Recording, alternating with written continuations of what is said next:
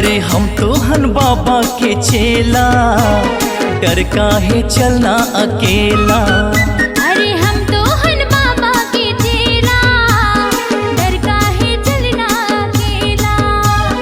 कत्तो धूप गर्मी हो चाहे गिरे पानी, कत्तो भूखा लागन हो कत्तो परेशानी, कत्तो पड़े जी झमेला, जाना है बाबा के डेरा।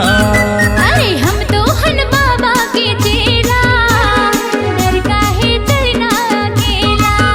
अरे हम तो हन बाबा के चेला, डर काहे चलना अकेला। बोल कंवरिया बोल, बोल बम बोल, बोल न दीदी बोल, बोल बम बोल। आगे वाले बोल बम, पीछे वाले बोल बम, बोल न भैया बोल, बोल न दीदी बोल।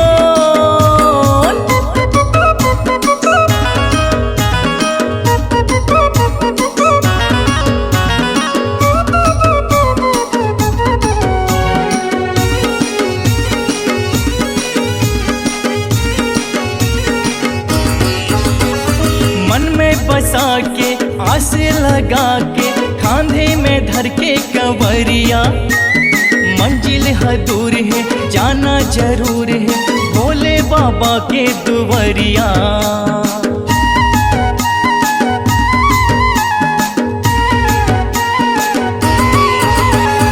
मन में बसा के आस लगा के, खांधे में धर के कांवरिया, मंजिल है दूर है जाना जरूर है, भोले बाबा के दुवरिया। कत्तो धूप गर्मी हो चाहे गिरे पानी, कत्तो भूखा लागन हो कत्तो परेशानी, कत्तो पड़े जी झमेला, जाना है बाबा के डेरा। अरे हम तो हन बाबा के चेला, डर काहे चलना अकेला।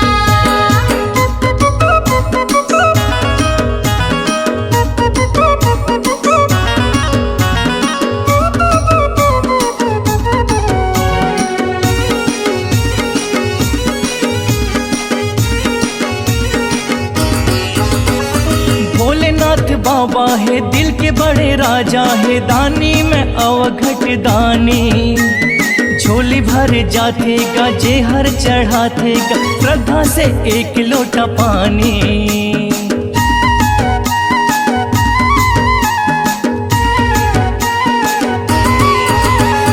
भोलेनाथ बाबा है दिल के बड़ा राजा है, दानी में अवघट दानी, झोली भर जाते का जे हर चढ़ाते का, श्रद्धा से एक लोटा पानी। कत्तो धूप गर्मी हो चाहे गिरे पानी, कत्तो भूखा लागन हो कत्तो परेशानी, कत्तो पड़े जी झमेला, जाना है बाबा के डेरा। अरे हम तो हन बाबा के चेला, डर काहे चलना अकेला।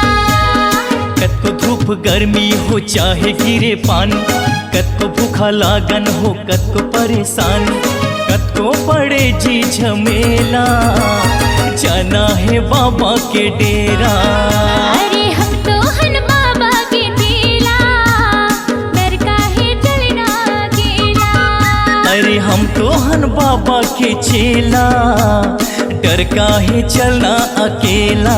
हम तो हन बाबा के चेला, डर काहे चलना अकेला। अरे हम तो हन बाबा के चेला, डर काहे चलना अकेला।